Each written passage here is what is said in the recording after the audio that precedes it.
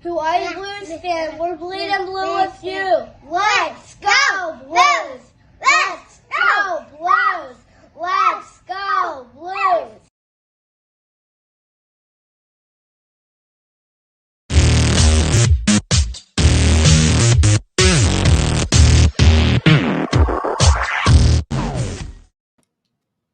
And aloha!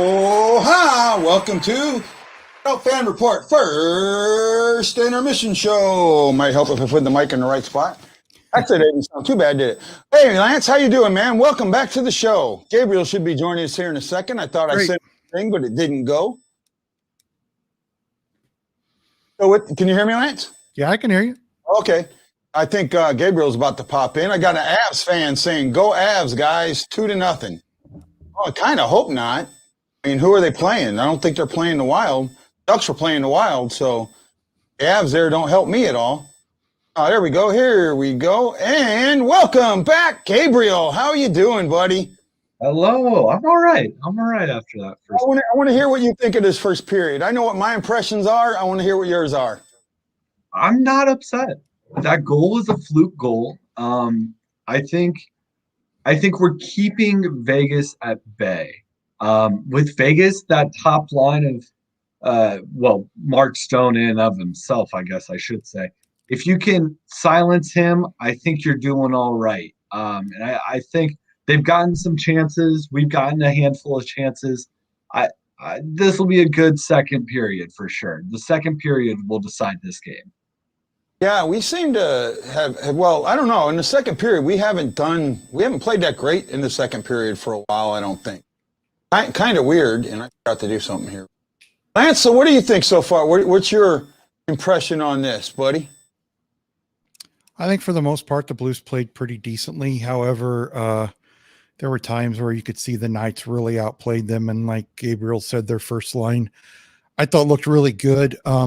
Overall, I mean, I agree with Gabriel in one way that they kept them at bay, but with a team like the Knights, you can't keep them at bay all the time, and you can't keep keeping them at bay and not scoring. So I agree with him in one point that it's nice to see them kind of keep them at bay, and that goal, it wasn't anything to really be too ticked off about. I mean, it was a good goal, and a team goes up 1-0. The Blues just need to improve, and I think get more opportunities on Leonard. He's a big guy. And if you can make him move around a lot in net, you can get that high shot past him. Don't try to go low on him. I think somebody said that in the pregame, but yeah, you cannot go low on him because he is so big.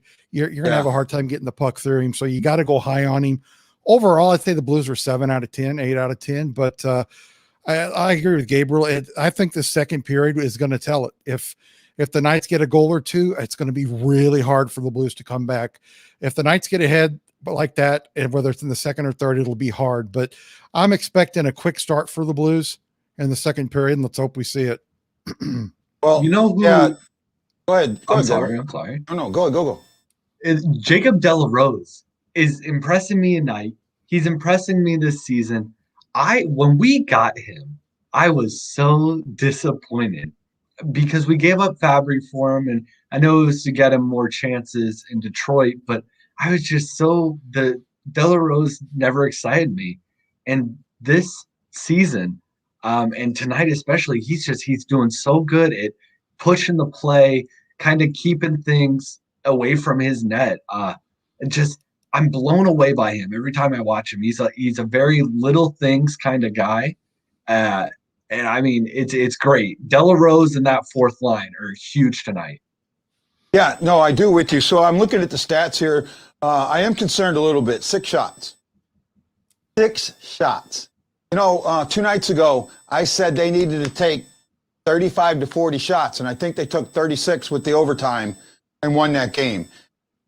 Last game, they didn't take hardly any shots, and we got lucky and won it. But this game here, we're not taking the shots. You gotta be in that 12 to 15 shots per period. And I mean, I know, you don't want just 12 shots here, but they've had opportunities to take shots, and it seems like they're passing too much. And another bad thing is 9 minutes and something in, they had one at regular strength shot and 1 shot on a power play. You can't win that way. You've got to consistently get over 25 shots a game to win in the NHL. Can you win in a goalie battle when it's 20 shots to 23? Yeah, and the Blues have done that before, especially in the first year of Jordan Binnington. There was a lot of low-scoring games that he kept them in, but the Blues definitely have to play better in the second period. Are we allowed to count the shots that Zach Sanford didn't take? Because there were at least 3 or 4 where he's just holding the puck. Yeah, no. Hey, Gabe, I got asked. You said you were a Reeves fan earlier. Is that correct?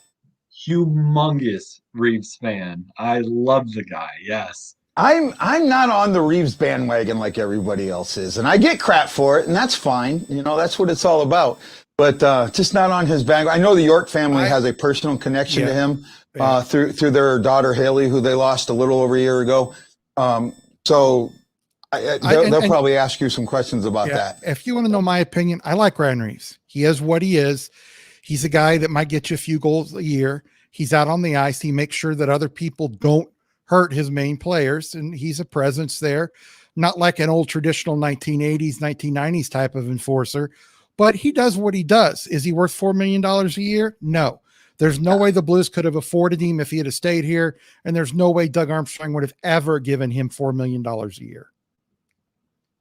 Yeah, Dennis. Oh, I'm with you. Dennis says terrible tripping call that kept the momentum with Vegas. Yeah, that was a bad tripping call. Bad. And the calls, and that's been. You try not to blame the refs, but the refs this year have not been good at all. So, I think you guys at last word, didn't you guys have an article something about referees in the last couple of months? Yeah, I think we did. I'll try and dig it up. Yeah, I remember one of our writers was very passionate about all the missed calls this year. So I'll try to dig that up and see if I can't share it. Yeah. Yeah. Tanner's asking, why is the flag flipped? I don't know if you guys can see it, but last year during the 2018-19 season, in December after they won 2 in a row and then lost a horrible game to Calgary, I turned the flag upside down because in the military, an upside down flag means you're in distress. So, but the way they've been playing the last couple of games, you know, with that 5-game losing streak, I went and flipped my flag. So that's why the flag's upside down. Well, see, I think that there's something they need to do about refereeing. There's plain and simple. Actually, there's 2. If you could, let's put it this way. You're commissioner tomorrow, but you can only make 1 change. You're going to get fired, and that change cannot be undone. What change do you make, Gabe? This is actually good on you for asking right after the ref question. I'd make the refs have press scrums like the players. Hold them accountable. Make them answer for calls. Could you imagine the press scrum we would have gotten a couple of years ago after the Erik Karlsson hand pass? Yes, yeah. The media would have destroyed those refs. And so, that'd be the one change, and I think it changed so much. Yeah, I would agree with you. The one thing I'd like to see that I think is actually possible, and that have to do one thing before they did this, they would have to make the guys in player safety know what they're talking about and be consistent with that before they could do this. They have to have people that are making decisions, and I mean all the decisions on those player safety rules, those suspensions. They must, and I mean must, be people that have experience playing in the league, experience as a coach, experience as somebody that knows what they're talking about. Then once they do that, if I was the commissioner, I would make each set of referees go over everything with the head of officiating after every game, explain why they called it, why they didn't call it, so on and so forth. And they get a grade from that from the head of officiating.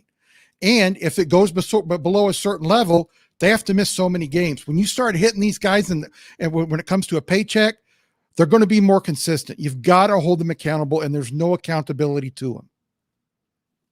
Yeah, no, I agree. I'll jump off that. I was talking with a writer the other day. We were talking about the Bozak hit, which infuriates me to this day. Oh, yeah. Should. When there's a suspension or a suspension phone call on a hit, I think if there wasn't a play on that hit, the refs should be reviewed as well. see if their angle was good, see if Yep. there's a reason they didn't not call it.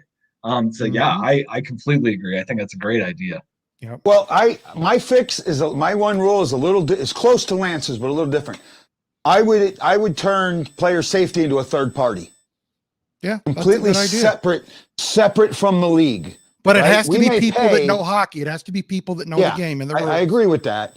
And not only that, I do like the finding the refs. I do think that the refs need to be held accountable, and they're not. And it's like, well, I know in baseball, Don Dinkinger wrote a book about his bad call in that, and I forget somebody else who was a famous referee, umpire, wrote a book, and I forget who it was.